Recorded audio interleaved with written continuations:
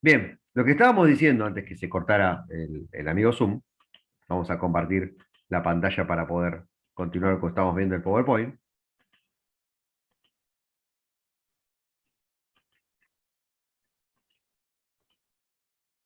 No me estaría colaborando. Ahí está. Ahí se ve, ¿verdad? Es que la función Sí, de se los ve. estados interviniendo dentro o mediando. Voy a apagar la cámara porque está medio entrecortado el video. Ahora que estoy grabando, tengo menos memoria disponible. La función que está haciendo los gobiernos junto con la normativa de la OIT es muy parecida a la que hace el psicólogo laboral entre los empleados y la organización. Está mediando, media el marco normativo. Hay una superintendencia de riesgos de trabajo, un ministerio del trabajo, hay legislación, que es la legislación muchas veces basada en las normas que la OIT dictamina, ¿sí? Y esta organización generó un montón de normas acerca de cómo regular las condiciones de trabajo. Entre ellos lo que legisló son esto, los factores psicosociales en el trabajo. Son factores que contribuyen a generar salud o enfermedad. Pueden generar buenas condiciones de trabajo estos factores o factores que pueden generar, al contrario, alguno de estos tres daños para la salud. Que no me, acá está el lápiz, que no me queda. Puede producir accidentes laborales algún factor, por ejemplo, un manejo de una máquina que se rompa un objeto no previsto y genera un accidente. Recuerden, accidentes cuando alguien se lastima, ¿sí? Si se rompió una estantería, se cayó, se rompió toda la producción de un mes, toda, preciso pelota, se rompieron, hago para que sufran, les voy a decir, se rompieron 40 botellas de vino. ¡Ay, qué terrible! Bueno, eso es un incidente, si nadie se lastimó. Para que sea un accidente, tiene que haber una herida de una persona. Pero eso pareció algo imprevisto, inoportuno, que aconteció en el fenómeno de la producción y que interrumpió la producción y generó daño. El estrés, que es otro de los grandes factores que se estudia, como una categoría aparte incluso, es otra cosa. Esto es algo gradual, progresivo, es el nivel de activación por encima de lo soportable durante un tiempo prolongado que genera, hasta este límite es elástico, ¿sí? En un momento deja de ser elástico, pasa a ser plástico, hay una deformación del estado de salud, que con el tiempo se puede transformar en cuestiones de daño psicológico. Y después están las enfermedades laborales que se diferencian del accidente, que su advenimiento es progresivo. Un accidente laboral es lastimarse la espalda por un tirón de espalda. Ahora, tener daños en la espalda por muchos años de hacer pequeños esfuerzos, eso es una enfermedad laboral.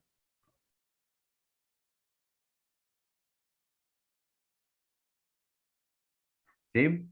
Yo siempre cuento acá el caso de una mujer que tuve que hacer una pericia trabajando para una empresa este, de supermercados, tercerizada, no estaba contratado por la empresa, estaba contratado por una empresa tercerizada de limpieza, que sufrió daños en la espalda por levantar mucho peso y que demandaba por el daño de la empresa. Y la empresa decía, nosotros tercerizados, no trabajaba para nosotros, cosa que no puede hacer, porque la persona estaba trabajando en zapatillas, sin arnés de seguridad en la espalda, sin casco, levantando peso.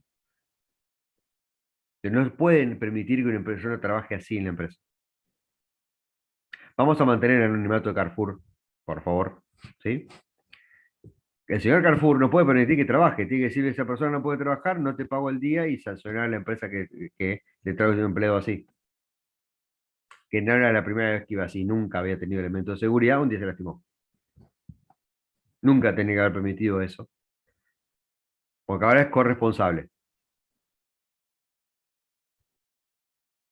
En la demanda, el abogado de ellos decía tuvo un tironcito de espalda.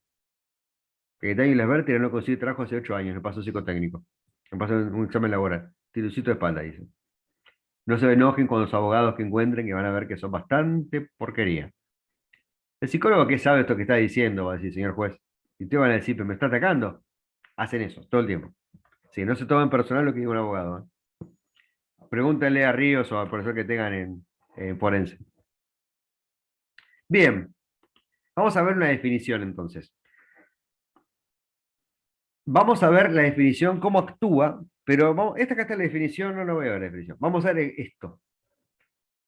Uy, me he parado equivocado. Los factores psicosociales en el trabajo, vamos a pensarlo con este gráfico. ¿Ven acá? Hola, ¿hay alguien? ¿Me colgué? Sí, sí, se ve. Sí, se ve. Préndame la cámara, participen. 8 de la mañana, le pongo onda. Bailo, no sé, pero si no, como me siento muy solito. Nadie me quiere. Me siento el burro de Shrek. Porque estoy solito. No hay nadie aquí a mi lado. Amigos debes tener. Bueno, Profe, yo estoy en sí, camino otra vez a la clínica de Avellaneda, así que por ende, por eso estoy con los datos, tengo la cámara, pero siempre la está tengo perfecto, prendida. ya me habían avisado, pero calculo que no todos. Que los que puedan, pónganme onda. Los factores psicosociales en el trabajo son factores que vienen de dos grandes grupos, como está la primera que vimos antes, que pasé rápido, pero ya vamos a volver a ver. Hay factores que intervienen, hay factores o condiciones de trabajo de la organización y factores de la persona. ¿Sí? Esos factores son tales que en el trabajo, en la interacción en el puesto de trabajo, van a generar condiciones que pueden repercutir en la productividad y el rendimiento, acá lo que le interesa al patrón, en la salud del trabajador y la familia, y en la satisfacción, la experiencia de satisfacción o no en el trabajo. ¿Cuáles son esos factores? Hay factores que dependen de la organización, del medio ambiente de trabajo donde trabaja, donde se ejerce el trabajo, tareas propias de la tarea. No puede tener una fábrica muy linda, pero si es una minería, vas a estar trabajando con el carbón en medio de un pasillo.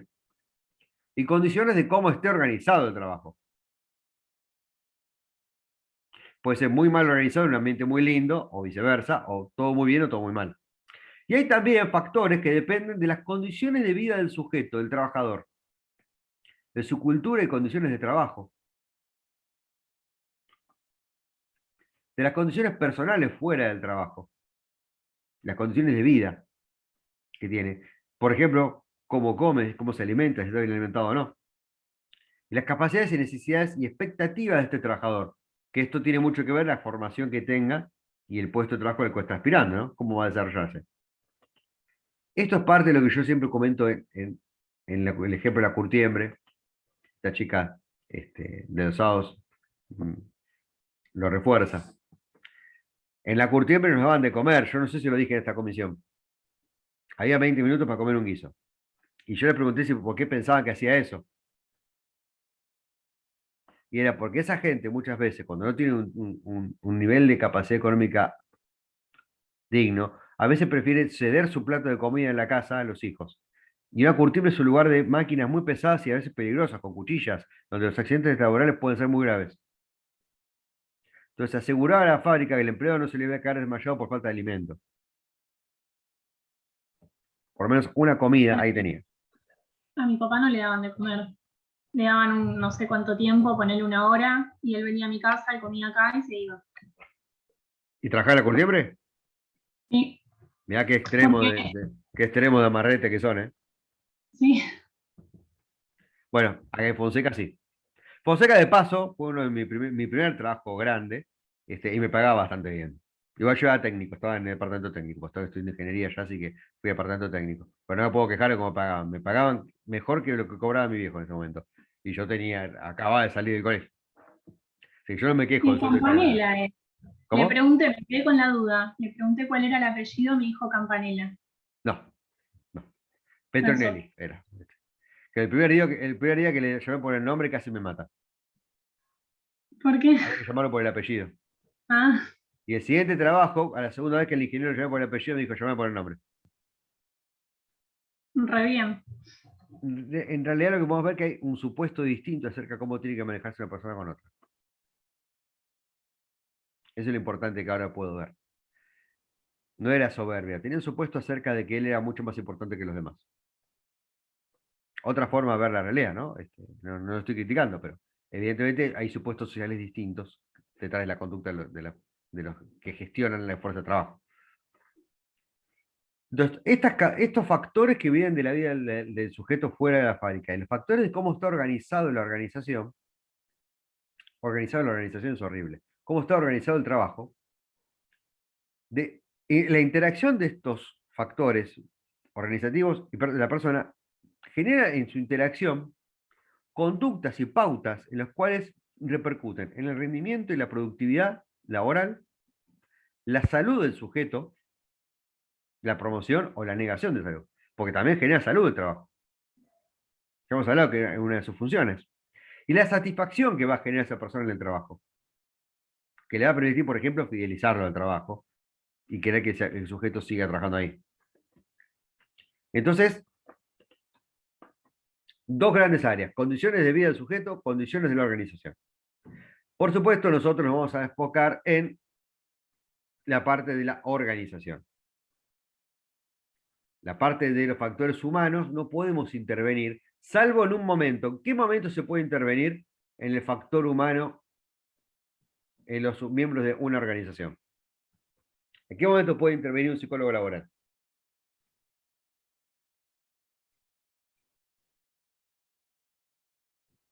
Cuando hay una, digamos, cuando se presenta alguna problemática de alguno de los empleados que afecte el trabajo. No. Otra opción. ¿Algún accidente laboral? No. En la relación que se establece entre el empleado y el empleador en relación al trabajo, digamos. No. En algún conflicto que se genere en ese sentido. Ustedes eligen los factores humanos en el momento que hacen la selección de personas. Por eso lo envían a un asistente social a ver dónde vive. Por eso le hacen, aquí costumbres y cultura de trabajo, le hacen psicotécnico. Para ver también, le hacen reuniones de trabajo con el supervisor y con el jefe para ver las capacidades y las expectativas. En el momento que reclutan a las personas y hacen la selección, primero reclutamiento, después selección, van a ver que son dos momentos distintos, ahí Igual, eligen el factor humano que ustedes quieren. Una vez que ya lo contrataron, ya está dentro. igual, digamos, cuando mandan un trabajador social a hacer digamos, alguna evaluación digamos, en su domicilio, tiene que ver con el poder evaluar los factores socioambientales en su contexto, digamos, ¿no? Claro. No es, digamos, como a ver, Condiciones personales fuera del trabajo. Eso. claro. ¿Vieron el video de Mayra Arena que me guié? Lo envié acá, ¿no? ¿Qué tienen los pobres en la cabeza? No, no lo enviaste, me parece, no ¿No lo lo vi envié yo. acá? Qué torpe que estuve. No. Bueno, después lo voy a enviar. Hay un video de una chica que es una asistente social hoy en día conocida, pero empezó con una charla TED que se hizo famosa, que es ¿qué tienen los pobres en la cabeza? Comentaba varias cosas, yo lo mando por varias cosas, ese video muy interesante. Se los aconsejo ver, realmente. Es una charla TED ¿Cómo se interesante. llama? ¿Qué tienen los pobres en la cabeza? Sí, Y dice, ¿por profesor. qué no van los pobres a trabajar? ¿Por qué consiguen un trabajo y no van? ¿Qué son? ¿No quieren trabajar? ¿Qué tienen? Y dice, una de las cosas que no tienen los pobres, porque ella viene de una familia muy humilde, ¿no? Que no tenemos cultura de trabajo. No estamos acostumbrados a ir al colegio todos los días a un horario. Pero no tiene esta cultura de levantarse todos los días para ir a trabajar y cumplir un horario.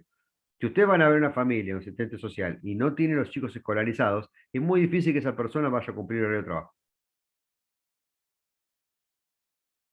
Por ejemplo, condiciones personales y sociales. Esas son las cosas que viene un asistente social. ¿Van al colegio todos los días? ¿En qué horario? ¿Qué hacen? ¿Cómo les va? ¿Cómo organiza a sus hijos, se organiza él? También una Bueno, parte muy interesante. por ahí también hace un análisis de cuáles son las relaciones objetivas, ¿no? Las condiciones objetivas y cómo se vincula con esas condiciones. Esas son estadísticas objetivas. Condiciones objetivas que tienen que ver con la cuestión social que puede estar atravesando esa familia, digamos, ¿no? Sí, sí, también. Sí, sí, obviamente hay otras condiciones, que mira, no solamente esa, pero digo, esa es una cuestión objetiva. Estadísticamente, el sujeto que no escolariza a sus hijos no cumple con los requisitos laborales tampoco él. No, no es subjetivo. Hay una estadística, mala estadística. No es que a mí me parece que hay una relación, porque se me ocurrió a mí, o por lo que dijo Mayra No, Elena. tiene que ver con tiene que ver con la cultura de trabajo de Oscar Lewis. Él habla de esto, de la cultura del trabajo, ¿no? Que es algo que, bueno, uno va como internalizando a lo largo del tiempo como forma de un proceso. Obviamente que si el trabajo estructura y si la persona no está estructurada como tal, es muy difícil la vinculación al intrafamiliar en relación a eso. Exacto. Y es lo que está viendo, si hay esta estructura o no. Y si puede replicarla en un ambiente laboral. Si va a haber a una persona que es asistente social y el tipo está borracho porque el otro día estuvo de joda, también es otra cosa Lo que que pasa puedes que ver que también no está esperando bien. lo que pasa que también en estos términos es como muy determinista, ¿no? Por ahí, digamos, hay que pensarse en un trabajador social que está trabajando en una empresa también desde una mirada. Pero es lo que yo haría. Yo, si el asistente social no me hace esto, lo despido yo. A él. Claro, claro. ¿Sí? Sí, habría que verlo. Yo trabajé en una empresa llamada Servine, que es empresa de servicios de gas. Tenemos equipos para medir calidad y cantidad de gas en los pozos de extracción de gas. Ustedes saben que YPF es dueño del gas y Metrogas cobra por la distribución. Por lo general de los pozos te cobra YPF un peaje, porque es el dueño. Te cobra el peaje el dueño del campo por donde pasa, a veces también el dueño del caño es otro, y la empresa que distribuye. Una empresa de un pueblo chico no es dueño casi de nada, solamente del tramo de gas que va desde la toma hasta las casas. Pero todo el resto de cañería te cobran. Entonces cada uno quiere saber cuánto gas sacaste para saber cuánto te cobran. Nosotros vendíamos los equipos que sacaban, cromatógrafos para medir la cantidad de componentes del gas, un montón de equipos. Y entre esto, una época que se abrió una filial en Bolivia, en Santa Cruz de la Sierra, lugar donde se importaba desde el norte gas para Argentina. Allá tomaban, en las empresas allá de gas, todos los lunes, antes de entrar a la fábrica, test de alcoholemia.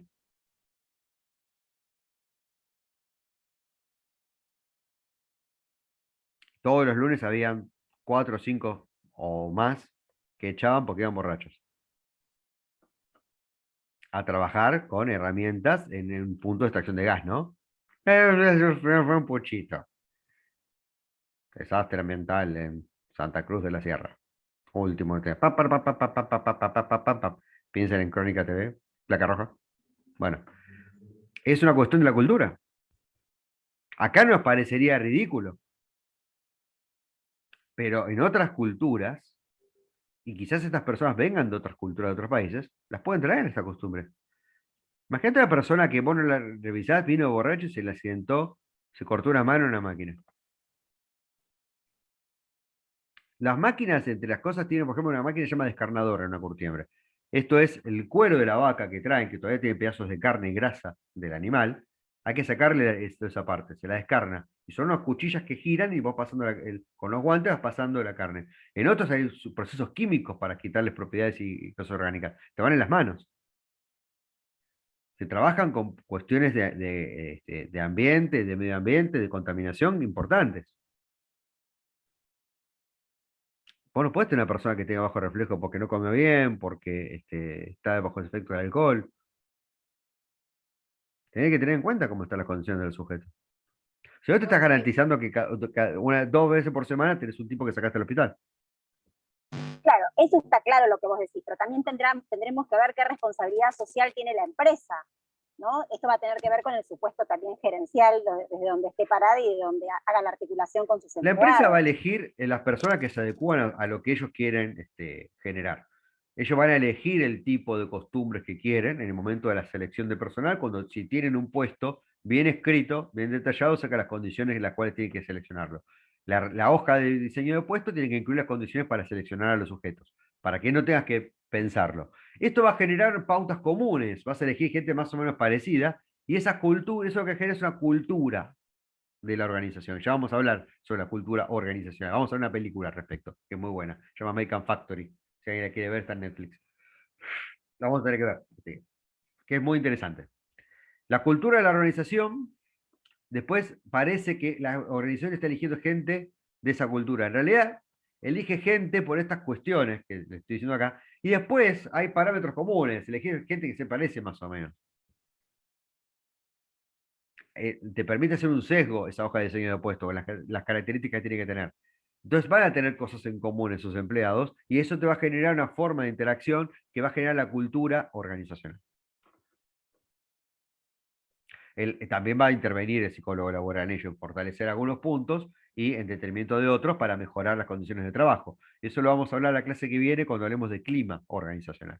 El psicólogo interviene en ese clima que se genera en la organización. Y con el tiempo, esa forma de ser prolongada, ese clima a través del tiempo se convierte en cultura. Estos valores, estas condiciones. Algunas empresas van a incentivar la competencia interna y algún nivel de conflicto que motive mayor productividad, y algunas empresas van a facilitar, va a evitar el conflicto y facilitar un ambiente de trabajo más satisfactorio, pensando que ahí van a tener mayor rendimiento. Van a ser políticas distintas que van a bajar y van a generar una cultura distinta dentro de la organización. Pero ¿dónde se eligen esos sujetos adecuados para ese tipo de expectativas que se tienen? Acá. Cuando se hace la selección de personal que va a ingresar a la organización. Ahí es cuando traes todos estos factores acá. Por supuesto, si vas a solamente traer personas que tengan educación universitaria de Harvard, le vas a tener que pagar a ese nivel. Y no vas a conseguir 1.500 empleados por alrededor de la fábrica. Entonces, vas a tener que hacer una amalgama entre lo mejor que puedas tener por lo mejor que puedas pagar. Pero ahí vas a elegir y si haces algo, si te pones muy quisquilloso, tenés poca gente. Si te pones muy laxo, tenés gente que no te conviene. Hay que buscar la mejor relación entre lo que podés adquirir, lo que podés sostener como empleados, y lo mejor que puedas encontrar en la zona donde estás implantado, ¿no? Entonces, con estos factores humanos, solamente puedes intervenir en la selección. Pero en estos factores, los factores de la organización, puedes intervenir 100%. Entonces, en esta clase vamos a estudiar, en esta comisión vamos a centrarnos acá. Esto vamos a hablar un poco cuando hablemos de selección de personal. Esto es lo que vamos a centrarnos y lo que vamos a tener que centrarse también, vamos a ver hoy, y vamos a tener que centrarse en el trabajo práctico. Desde acá es importante esta clase de hoy. Vamos a ver algunos de estos factores y vamos a describirlos.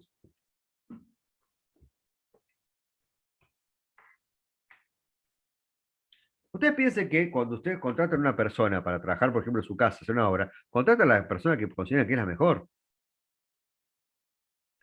Y si tienen para contratar a 3 o 4, van a contratar al mejor, no el primero que llegó, no por valores morales, no porque tenga más necesidad.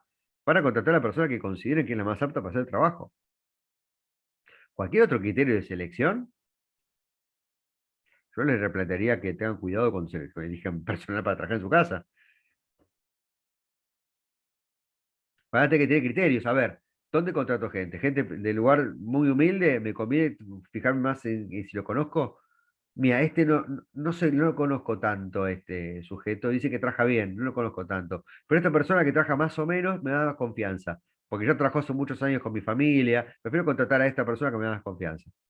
Esos son criterios que ustedes eligen en el factor humano, no son el factor técnico. Cuando eligen a alguien porque lo conocen, por confianza, por cualquier otra cosa. Si la eligen por precio, si la eligen porque es muy prolijo, si la eligen por cuestiones técnicas, están de este lado. Si la eligen por cuestiones de factor humano, están de este lado.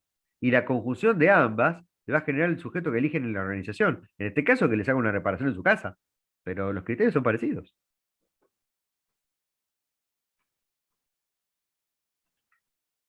Bien, vamos entonces a empezar a ver algunos factores psicosociales.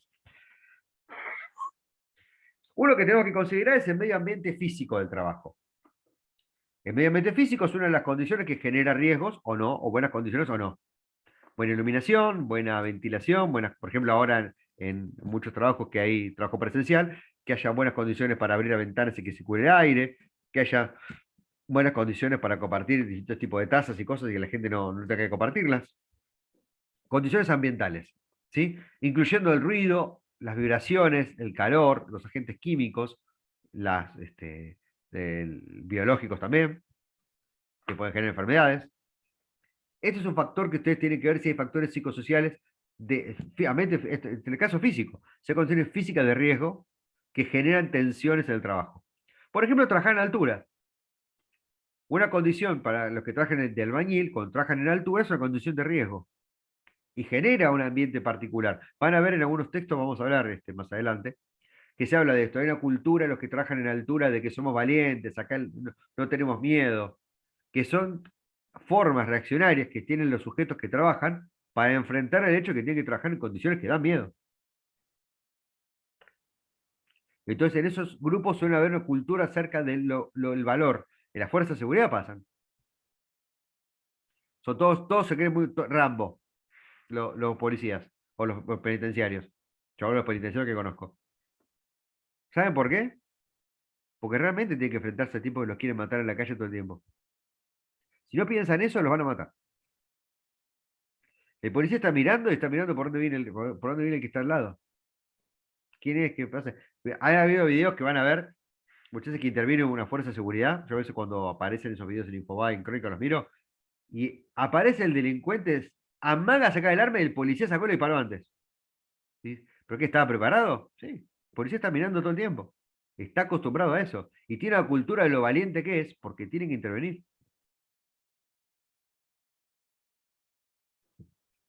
Ustedes saben que el estado policial es 24 horas, igual el estado penitenciario. Es policía 24 horas, no cuando está solamente de servicio. Está obligado a intervenir. Profe, yo Sí. tengo mi padre que es retirado de las fuerzas, ¿no? Y él, Ujú. por ejemplo, nunca se sienta de espaldas a una puerta, siempre tiene que estar de frente a la puerta. Y hace poco me comentó por qué, porque yo siempre lo jodía, y un día me dijo, no, vos sabés por qué es, y me explicó que era por un tema de seguridad, que tenía que estar alerta, y bueno, que se había quedado ya dentro de él eso. Mi abuelo era policía mayor, Hugo Martín Benedetto, hacía lo mismo. Y yo lo he visto intervenir un par de veces. Entró una vez un ladrón al colectivo y mira, yo era chico, estaba por la mitad del bondi.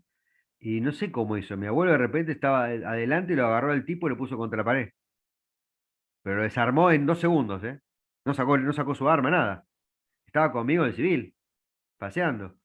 Él ya vio que era sospechoso cuando entró y se empezó a parar cuando lo encaró al policía, al chofer.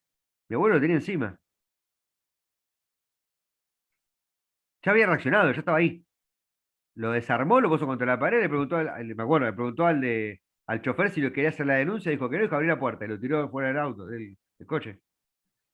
Dijo, paró el coche, esperó que tener, y sacó el arma, la tiró y lo tiró fuera al delincuente. Porque no quiso hacer la denuncia el colectivero. Y estaba conmigo, que era chico. Tendría 8 años, 9 yo. Mi abuelo ya está encima.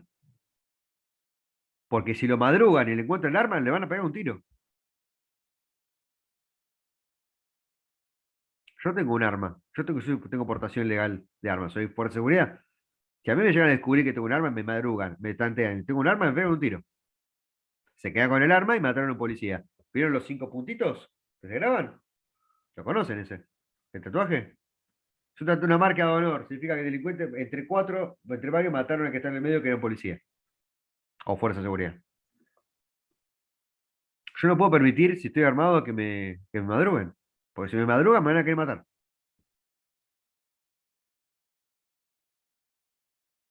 Posta, así vivo. Así salgo a la calle. Entonces, yo cuando voy caminando, no trato de usar el celular, trato de mirar por los costados, de quedarme, si veo una cosa rara, me quedo para atrás. Si veo que alguien me sigue de la vuelta, me doy vuelta y por ejemplo lo encaro visualmente y lo disuado. No puedo ir distraído mirando alrededor. Es muy raro que yo esté distraído y no vea algo.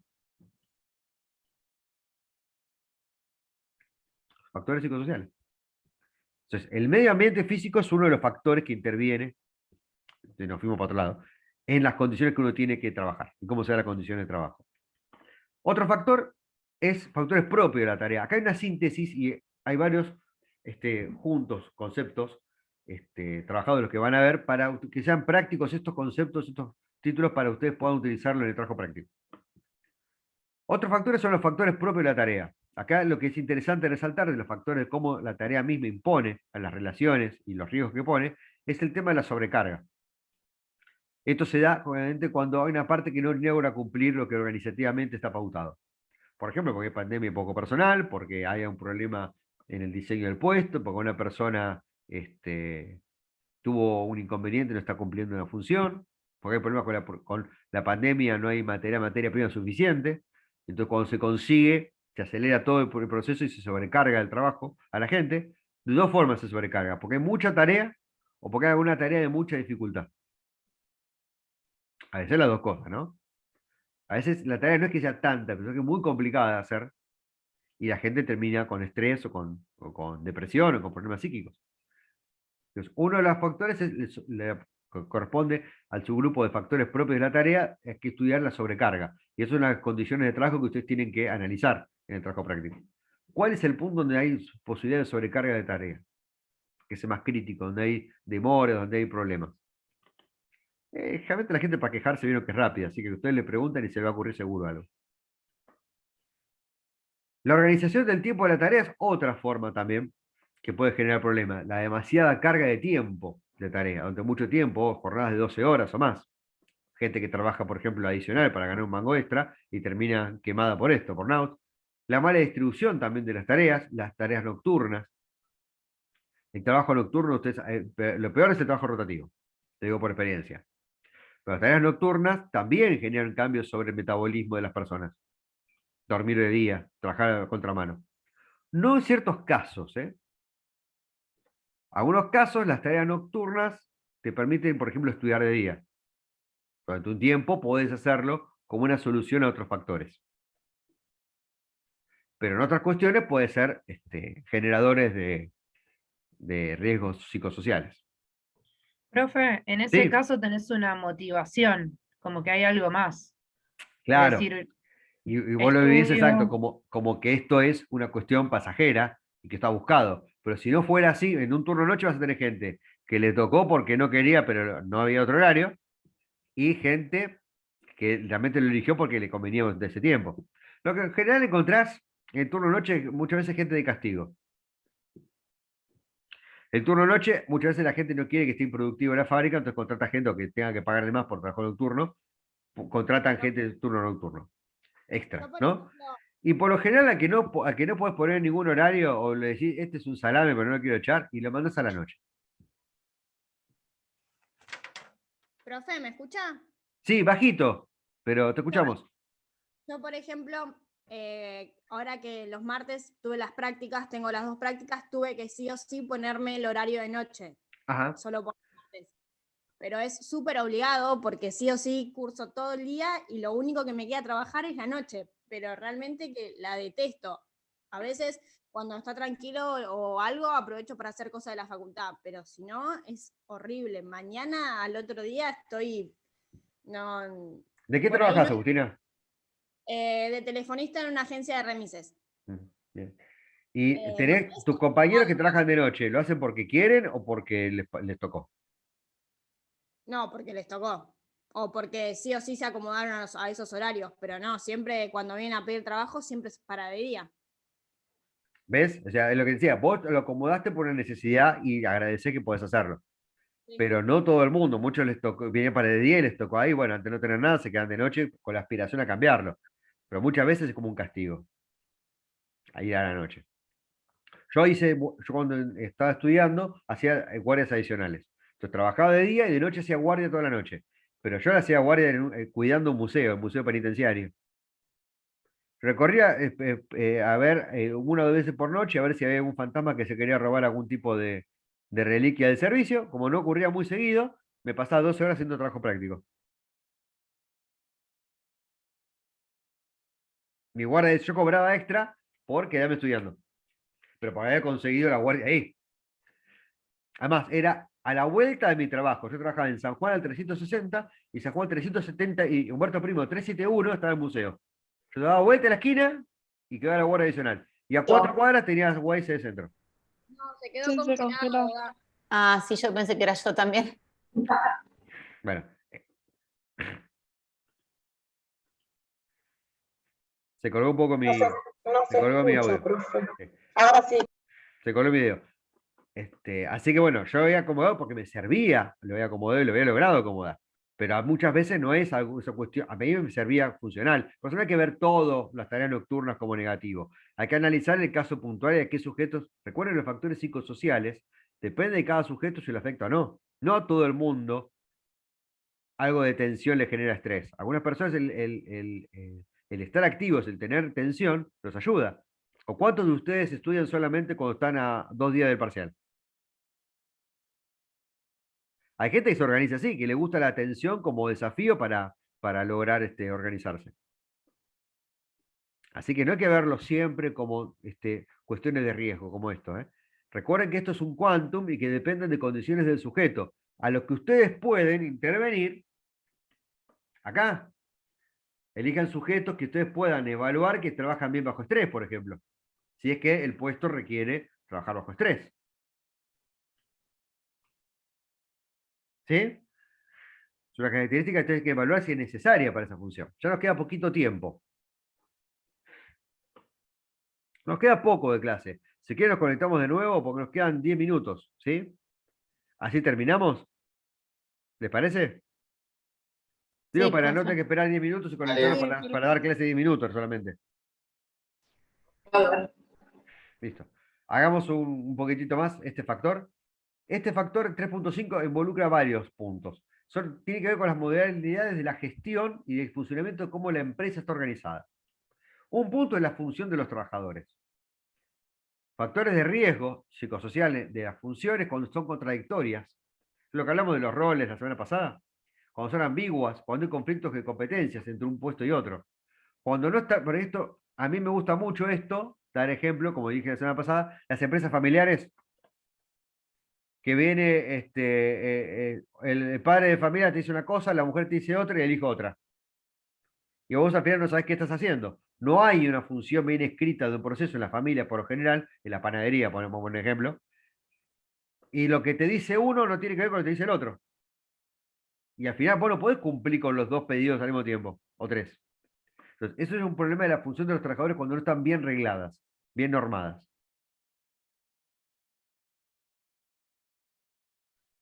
Si les parece, hacemos corte y volvemos. Así no se nos Perfecto. corta en medio de otro ejemplo.